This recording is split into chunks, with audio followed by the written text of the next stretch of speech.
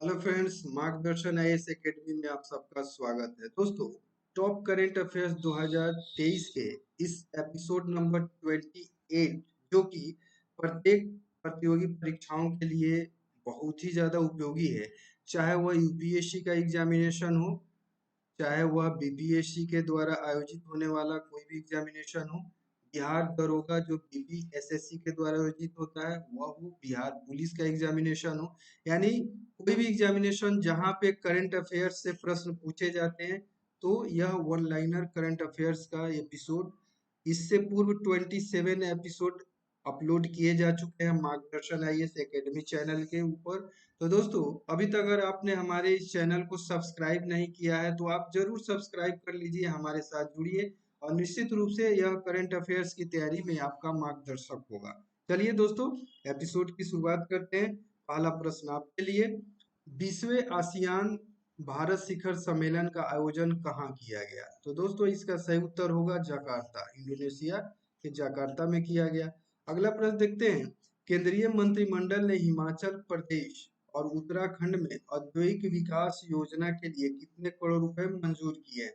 तो दोस्तों, 1164.53 करोड़ रुपए अलोकेट किए गए हैं। अगला प्रश्न देखते हैं, नेस्कॉम के नए चेयरपर्सन के रूप में किसे नियुक्त किया गया है? तो दोस्तों, उनका नाम है राजेश नाम्बियार। अगला प्रश्न देखते हैं, एक दिवसीय अंतरराष्ट्रीय क्रिकेट में सबसे तेज 2000 रन बनाने वाले बल्लेबाज कौन बन गए हैं? तो पाकिस्तान के हैं कैप्टन बाबर आजम, उन्हीं के नाम यह रिकॉर्ड दर्ज है। अगला प्रश्न देखते हैं, अंतरराष्ट्रीय साक्षरता दिवस कब मनाया जाता है? सही उत्तर है 8 सितंबर को मनाया जाता है अंतरराष्ट्रीय साक्षरता दिवस। अगला प्रश्न देखते हैं, एशियाई टेबल टेनिस चैंपियनशिप 2023 में किस देश की पुरुष टीम ने कांस्य पदक जीता? तो दोस्तों, भारत सही उत्तर है, भारत की पुरुष टीम ने कांस्य पदक जीता। अगला प्रश्न देख लेते हैं, यूएस ओपन 2023 का महिला एकल खिताब किसने जीता? तो महिला एकल का खिताब जीता गया है, उनका नाम है कोको गॉफ, याद रखेंगे। अगला प्रश्न है, वर्ष 2022 के शांति स्वरूप भटनागर पुरस्कार के लिए कितने वैज्ञानिकों का चयन किया गया है? तो दोस्तों, 12 वैज्ञानिक ऐसे हैं जिनका चयन किया गया है शांति स्वरूप भटनागर पुरस्कार के लिए, जो साइंस के क्षेत्र में दिए जाते हैं। दोस्तों, मार्गदर्शन आईएएस एकेडमी को अभी तक आपने अगर सब्सक्राइब नहीं किया है तो जरूर आप सब्सक्राइब करेंगे और साथ ही साथ एक लाइक आप जरूर करेंगे। अगर आपको यह वीडियो और इस तरीके और वीडियो देखना हो तो आप इसको शेयर जरूर करें अपने फ्रेंड सर्किल में। चलिए दोस्तों, अगला प्रश्न देखते हैं, नई दिल्ली G20 शिखर सम्मेलन के दौरान किस संघ को अस्थायी सदस्य के रूप में शामिल किया गया? यह प्रश्न जो है ना आपके लिए मोस्ट VVI है। चाहे कोई सा भी एग्जामिनेशन, चाहे वो यूपीएससी का एग्जामिनेशन हो या बीपीएससी के द्वारा आयोजित किए जाने वाले एग्जामिनेशन हो, यूपीपीएससी के एग्जामिनेशन हो, सभी जगह यह इम्पोर्टेंट है। तो सही उत्तर इसका एयू है, यानी अफ्रीकन यूनियन। तो एकदम सही VVI प्रश्न है आपके लिए। अगला प्रश्न देखते हैं, दुनिया के सबसे ऊंचे फाइटर एयरफील्ड का विकास कहाँ किया जा रहा है? तो सही उत्तर है लद्दाख, यानी भारत के लद्दाख में दुनिया के सबसे ऊंचे फाइटर एयरफील्ड का निर्माण किया जा रहा है। अगला प्रश्न देखते हैं दोस्तों, वनडे क्रिकेट में 100 विकेट लेने वाले इंग्लैंड के तीसरे स्पिनर कौन बन गए हैं? तो तीसरा स्पिनर बन गया है, उनका नाम है दोस्तों मोइन अली। मोइन अली तीसरे स्पिनर हैं जो 100 विकेट लिए। अगला प्रश्न देखते हैं, इंडोनेशिया मास्टर्स 2023 में पुरुष एकल का खिताब किस खिलाड़ी ने जीता? तो सही उत्तर है दोस्तों किरण जॉर्ज। किरण जॉर्ज ने इंडोनेशिया मास्टर्स 2023 का पुरुष एकल का खिताब अपने नाम किया। अगला प्रश्न देख लेते हैं, केंद्रीय मंत्रिमंडल ने सुवेन फार्मास्यूटिकल्स लिमिटेड में कितने करोड़ रुपए तक के विदेशी निवेश की मंजूरी या स्वीकृति दी है? तो सही उत्तर है 9,589 करोड़ रुपए। ठीक है, तो याद रखेंगे। अगला प्रश्न देखिए, एशिया कप में सर्वाधिक विकेट लेने वाले भारतीय गेंदबाज कौन बने हैं? तो उनका नाम है रविंद्र जडेजा, भारत के ऑलराउंडर खिलाड़ी। अगला प्रश्न है, पांचवी राष्ट्रीय व्हील चेयर रग्बी चैंपियनशिप 2023 खिताब किसने जीता है? तो दोस्तों, यह खिताब जीता है महाराष्ट्र की टीम ने। अगला प्रश्न देखते हैं आप लोग के लिए, आयल इंडिया लिमिटेड 2040 तक नेट जीरो कार्बन इमिशन का लक्ष्य हासिल करने के लिए कितने करोड़ रुपए निवेश करेगा? तो दोस्तों 25,000 करोड़ रुपए की राशि निवेश किया जाएगा ऑयल इंडिया लिमिटेड यानी ऑयल के द्वारा। ठीक है, इसके लिए तो कार्बन इमिशन को जीरो करने के लिए। अगला प्रश्न देख लेते हैं। अगला प्रश्न है, किस भारतीय महिला क्रिकेट खिलाड़ी को 2023 का टाइम्स 100 नेक्स्ट की सूची में शामिल किया गया है? तो दोस्तों उस खिलाड़ी का नाम है प्रसिद्ध महिला क्रिकेटर हरमनप्रीत कौर। अगला प्रश्न देखते हैं, मदन लाल रैगर को किस देश में भारत के नए राजदूत के रूप में नियुक्त किया गया है? तो वह देश है चीन गणराज्य। सही उत्तर है। अगला प्रश्न देख लेते हैं। दोस्तों अभी तक अगर हमारे चैनल मार्गदर्शन आईएएस एकेडमी के साथ आप नहीं जुड़े हैं तो चैनल को प्लीज आप लोग सब्सक्राइब कीजिए, हमारे साथ जुड़िए और करंट अफेयर्स और बीपीएससी यूपीएससी के महत्वपूर्ण वीडियोस आपको मिलेगा हमारे मार्गदर्शन आईएएस एकेडमी चैनल के ऊपर। अगला प्रश्न है, वर्ल्ड ट्रेड एक्सपो के चौथे संस्करण का आयोजन किस राज्य में किया गया? सही उत्तर है महाराष्ट्र। अगला प्रश्न है, नेशनल इंजीनियर्स डे प्रतिवर्ष कब मनाया जाता है? एस्थेटिक प्रश्न है दोस्तों, 15 सितंबर सही उत्तर है। अगला प्रश्न देखते हैं, चीन ने हाल ही में किस देश में अपना राजदूत नियुक्त किया है? तो वह देश है अफगानिस्तान में चीन ने अपना राजदूत नियुक्त किया है। अगला प्रश्न देख लेते हैं, इंडिया पोस्ट ने ई कॉमर्स निर्यात इकोसिस्टम को मजबूत करने के लिए किसके साथ साझेदारी किया है? तो सिप्रा रॉकेट के साथ साझेदारी किया है इंडिया पोस्ट ने। अगला प्रश्न देखते हैं, G20 शिखर सम्मेलन 23 का थीम क्या था? और यह प्रश्न है आपके लिए वीवीआई प्रश्न है, अपकमिंग एग्जामिनेशन में महत्वपूर्ण प्रश्न है। और 2023 का G20 का शिखर सम्मेलन जो कहाँ पे हुआ? तो दिल्ली के अंतर्गत आयोजित किया गया। और आप लोग को यह भी जानना चाहिए कि इसका जो थीम था वह था one earth one family one future. और यह प्रश्न आपके लिए वीवीआई है, तो इसको जरूर याद रखेंगे। अगला प्रश्न देख लेते हैं, भारत ड्रोन शक्ति 2023 का आयोजन किस शहर में किया जाएगा? तो उस शहर का नाम है दोस्तों गाजियाबाद में किया गया है। और क्या किया गया है? तो भारत ड्रोन शक्ति 2023 का आयोजन किया गया है। चलिए अगला प्रश्न देख लेते हैं। अगला प्रश्न है, गति शक्ति विश्वविद्यालय वडोदरा ने किसके साथ समझौता ज्ञापन पे हस्ताक्षर किया है?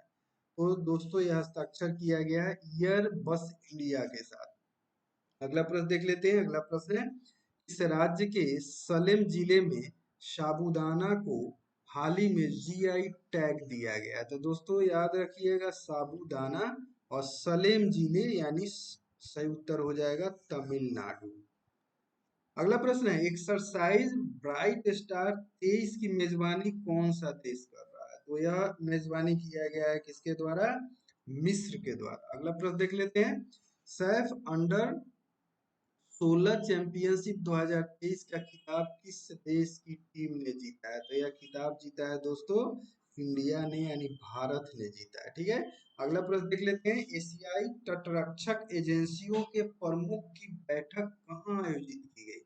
यह बैठक कहाँ पे आयोजित की गई है? तो यह बैठक आयोजित की गई इस्तांबुल में। इस्तांबुल में यह बैठक आयोजित की गई और नाम है एशियाई तटरक्षक एजेंसी। अगला प्रश्न देख लेते हैं, नई दिल्ली G20 शिखर सम्मेलन के दौरान भारत के G20 की अध्यक्षता पर किस देश को सौंपी? भारत ने अध्यक्षता किस देश को सौंपी है? तो वह सौंपी है ब्राजील को।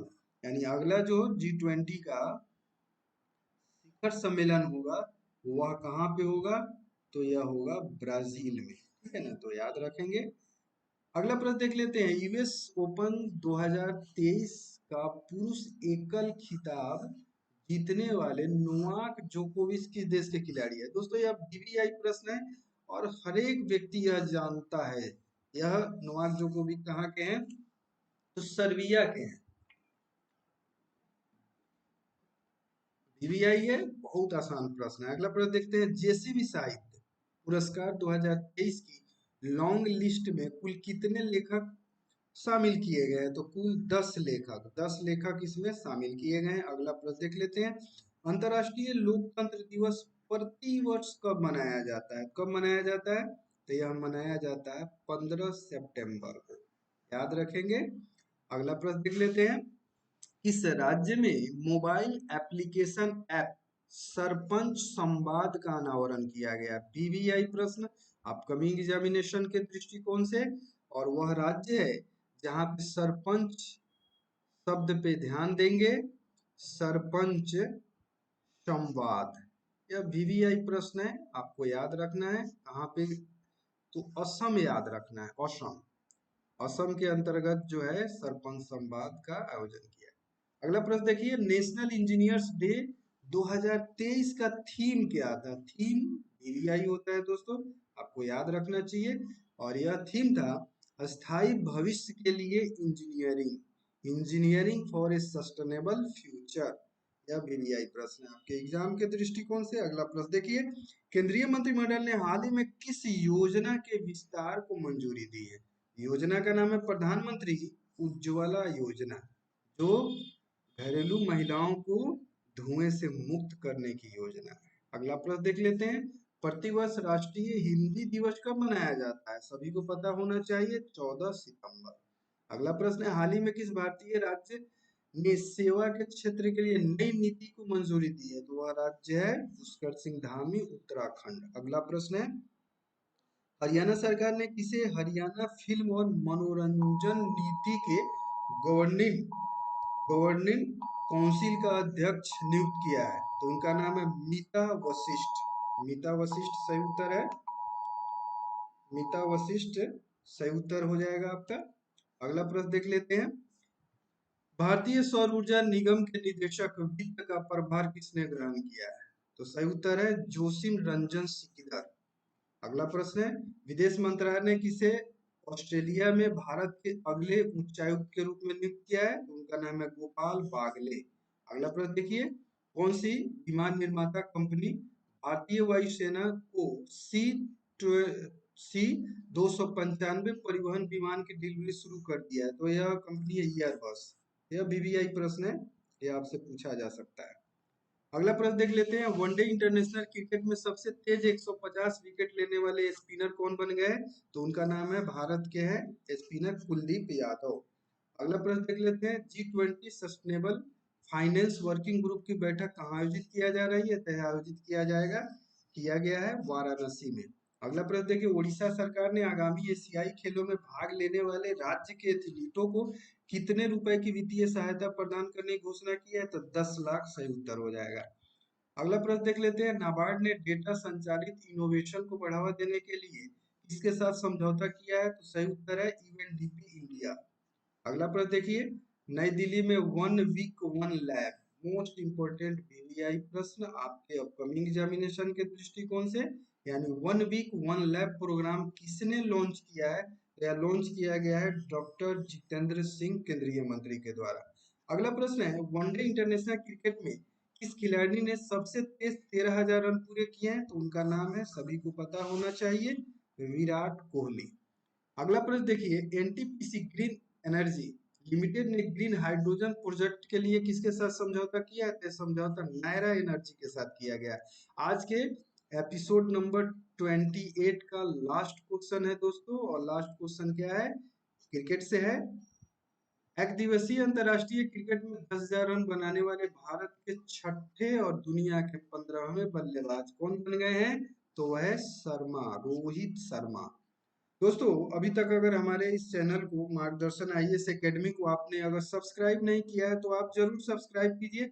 आपको यहाँ पे यूपीएससी से संबंधित महत्वपूर्ण वीडियोस देखने को मिलेगा, बीपीएससी से संबंधित महत्वपूर्ण वीडियोस मिलेगा, बिहार दरोगा से संबंधित महत्वपूर्ण वीडियोस आपको देखने को मिलेगा।